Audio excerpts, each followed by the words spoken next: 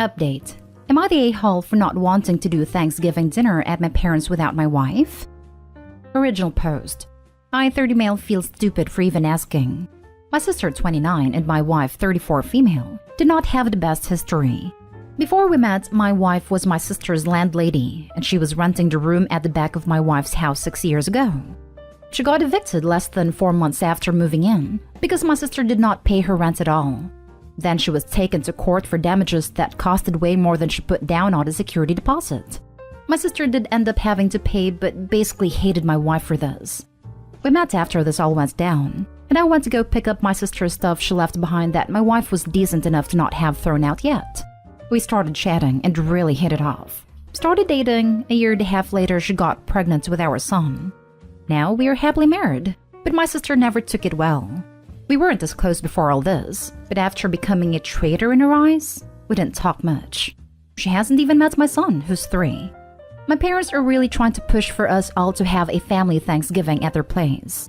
My sister never wanted to go because I'd be there with my wife, and she didn't want to see me. My parents never pushed it before because they didn't think my sister was being fair, considering the issues she has with my wife for all things she did herself. This year, they feel different though, since my sister broke up with her boyfriend of 6 years, and it's her first holiday without him. She, however, doesn't want to see my son or wife, so that's why they're asking if they'd be left at home. My wife doesn't have any other family, and I don't want her and my son missing out because my sister doesn't want them there. It's not a problem for me to miss out on dinner with my wife so my sister could have the company, so I'm just staying home with my own family. My sister is blowing it out of proportion because she wants me there. But I'm being an a-hole because she wants the whole family there. Parents are taking her side here because it's been a difficult year losing her boyfriend and job. So she just wants one family dinner for Thanksgiving. I get it, it's been tough for her. But I'm just having a hard time seeing how it's selfish or being inconsiderate to not want to exclude my family. Now for the top comments before reading the update. Not a hole. It's been 6 years and your sister was at fault. Time to grow up and drop the grudge. And the fact that she would hold it against your toddler is ridiculous. If she wants her whole family there, she needs to accept that your wife and child are family, whether she likes it or not. Family doesn't always get along. She needs to deal with that or not expect you there. It's how I feel too. My wife was the wronged party and she's over it now. I'm sure because my sister was the one who had to pay out of pocket, she feels differently about it. But still, like you said, it's been 6 years. Your parents have clearly babied your sister her whole life if they've allowed this to go on this long. This should have been nipped in the bud years ago. But for some reason, none of you put your foot down with her tantrums. Your responsibility is to your wife and child. End of story. If your parents are going to act this irrationally and bend to your sister's hysterics, it may be time to draw a line in the sand. This is one of those times when taking no side is actually taking a side when one party is so clearly in the wrong. For the past few years, they have told her that if she doesn't want to be around my family, then she can be excluded from family events. This is the only time they want to do whatever to make her happy because of what's been going on. Your sister and parents can't have it both ways. If parents are wanting to prioritize sister this year, then they need to commit to that. That means accepting Thanksgiving for them this year is just parents and sister. But they cannot demand you pretend you don't have your own immediate family now, your wife and son. They're literally demanding you disrespect your wife and child by pretending they don't exist, and that your parents and sister are still your only immediate family. That's unfair and unhealthy, and hardly going to help your sister get over her breakup. Call your parents on speaker. Ask your mom how she would feel if a couple years into her marriage, your dad had left her to celebrate Thanksgiving with a 3-year-old toddler alone, while he celebrated with his real family.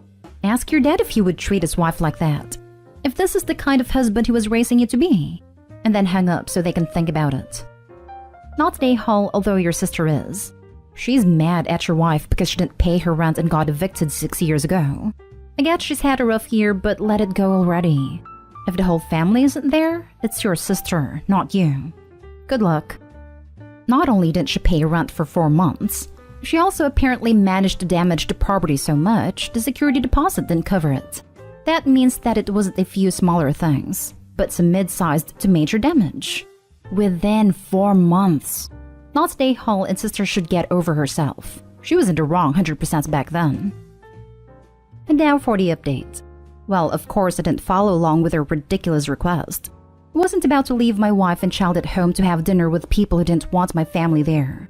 It pissed me off like you can't imagine. We had fights prior to the dinner because I couldn't believe my parents were fine with excluding my son from time to spend with them. It bothered me the more I thought about it. Then there went my sister calling, crying that I'm a piece of trash for not being there for her. Honestly, it was so irritating. We went back and forth.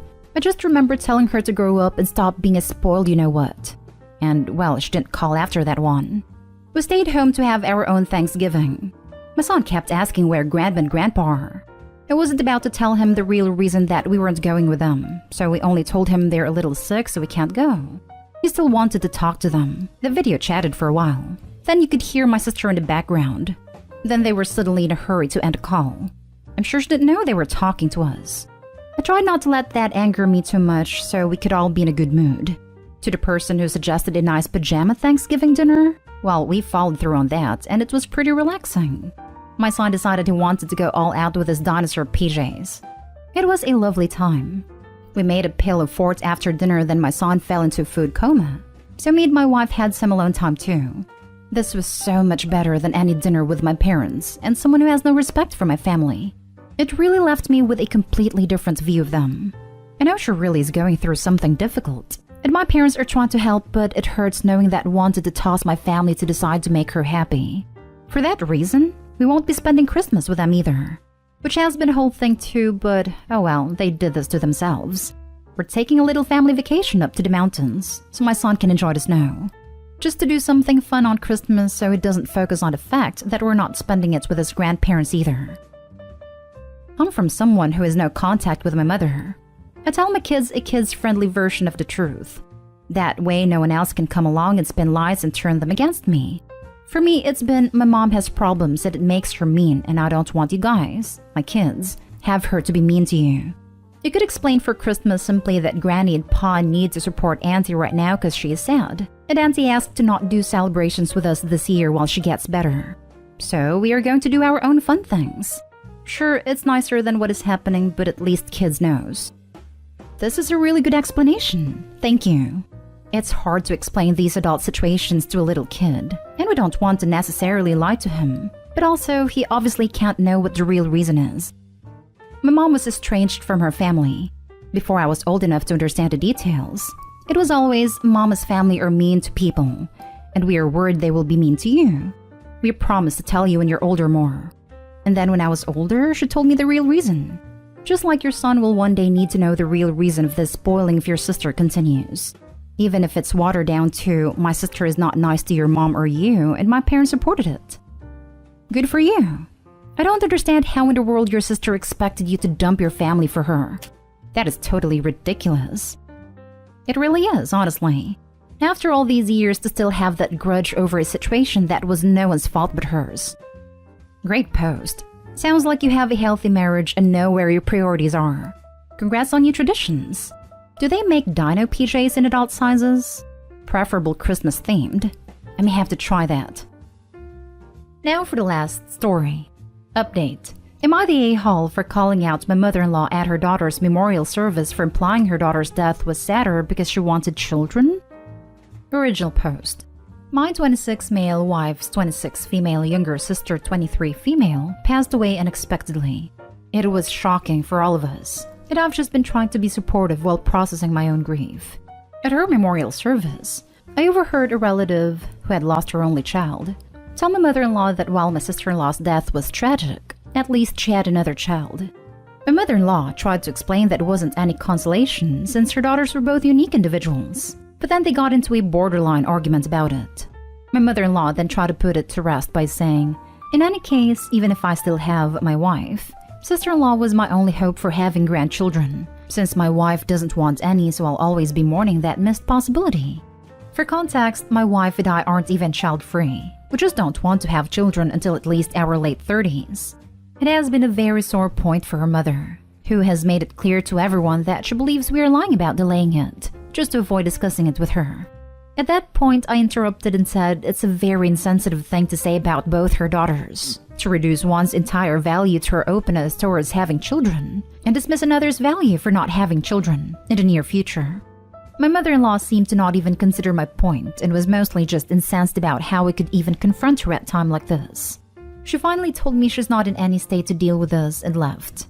I later told my wife about it, and she said that even if I was right, that wasn't the time to bring it up, and that she doesn't have any emotional capacity to even care about it at the moment. I feel really guilty for being responsible for creating some new drama right now, but I also think what my mother-in-law said was highly dismissive and that I had to defend my wife right there. Now for the top comments before reading the update. You're the a-hole. Your wife is right. This wasn't the time or place to have this conversation. Your mother-in-law is dealing with incomprehensible grief and isn't in a position to have perfect feelings about things. And while her comments were ugly and mean-spirited, confronting her at her daughter's memorial service was comically inappropriate. You should apologize. And mother-in-law was poked first by the dumb, "Well, at least you have another living child" comment. That was stupid and cruel thing to say at someone's child's funeral. So mother-in-law has the additional mitigation of trying to defend herself against that hurtful comment. Exactly. This conversation never should have happened in the first place. Grief is not a competition, and the person who said that is just as big of an a-hole as Opie. You're the a-hole, and the relative who started the conversation is a massive a-hole. Who the hell says, "Well, you lost one, but hey, at least you've got another"? What? That's so insane. And then for you to be rude to her about your opinions and having children while she's mourning the death of her child? She is absolutely allowed to mourn the fact that she will never get grandchildren from her younger daughter. Who cares if she made some passing comment about not having grandkids? She's allowed to mourn not getting grandkids just as much as you're allowed to not have children. You should have bit your tongue. You were way out of line and so was the relative. She is absolutely allowed to mourn the fact that she will never get grandchildren from her younger daughter. Exactly. She is allowed to want grandchildren and experience grief over the very real chance she may not get to have them. That is absolutely okay. You're the a-hole. The woman had just lost a daughter, and some dumbass was arguing with her about how it shouldn't hurt. In the context of that argument, your mother-in-law was put into a position to say something in the moment she didn't mean. Then you decided to butt in, gang up on her, and call her out at her daughter's funeral? A-hole move. Incidentally, since you were eavesdropping long enough to relay the rest of the conversation, you could have intervened earlier, like when some a-hole was telling your mother-in-law she shouldn't be sad about her daughter's death. It seems pretty callous towards your mother to only get worked up when you did. And now for the update. I should probably explain why I didn't respond to any of the comments. It dawned on me immediately just how awful it was to say what I did, and that I continued thinking I could be right in some twisted way till I saw the answers here. I told my wife straight away how sorry I was for adding to her grief when it should be my duty to be by her side through it. I waited till now to apologize to mother-in-law. I told her I failed her in every way, by not standing up for her when she was told a massively insensitive thing, by misunderstanding what she actually meant, and by causing her that kind of hurt when she hadn't even began to process her mourning, and affirmed that she's the best mother both her daughters could have asked for. We cried together for some time. We talked a lot about my sister-in-law, her life, how difficult and different it's going to be. We had a frank conversation about the future. She said she was sorry how her comment might have come off as, but she really felt upset deep down because she might not get to experience being a grandmother. I didn't really know if it was the right thing to say at the time, but I told her that we both really do want kids, but we want to be richer and in better places in our careers, so we won't have to struggle with balancing parenthood with work and can spend time with them. I even told her we just started saving up for freezing embryos and are hoping to get it done next year. She seemed to be genuinely convinced and comforted and said she's happy we had that talk. I'm really, really grateful for the sub. Without it, I would have probably just sat on my crappy opinions indefinitely until people forgot about it. I wish I didn't need to be told what a a-hole I was. It takes a massive amount of self-awareness to not only realize you were wrong, but also to own up to it with no excuses to the people that you hurt. It sounds like your mother-in-law was comforted by hearing that you and your wife had plans in the future for having kids. I know we are strangers, but damn, I'm proud of you, Opie. I agree. It sounds like the whole ordeal may actually end up strengthening Opie's relationship with mother-in-law, which is probably good for both of them given the circumstances. Also, it sounds like mother-in-law having hope for grandkids again might help at least relieve a small amount of the massive grief she is facing. So happy you recognized and apologized for your poor behavior. Fingers crossed that all goes well for you and your wife on your future fertility journey. Also, very sorry for the loss of your sister-in-law, but thankful that your family's coming together to support one another. OP, this is just really impressive. Thank you for being honest and present for your mother-in-law and your family, and coming back and updating the sub. I am sorry for your family's loss and hope you can all continue to heal and grow together.